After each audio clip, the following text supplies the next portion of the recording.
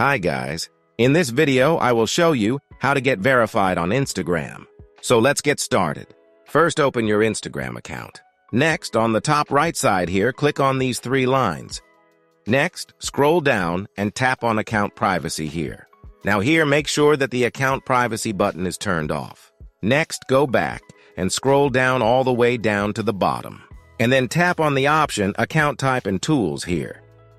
Now here you can find the option Request Verification. Tap on it. Now here, fill out this form to apply for Instagram verification.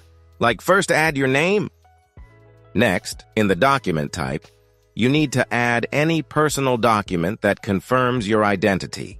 Like, I select National Identification Card here, then tap on Add File here. Now, you can take a picture of your identity card. Or you can also upload pictures of your identity card from your gallery. So I upload pictures of my identity card. One picture from its front side and one from its back side. Next, in step 2, first select category. Next, select your country or region. Next, describe your audience.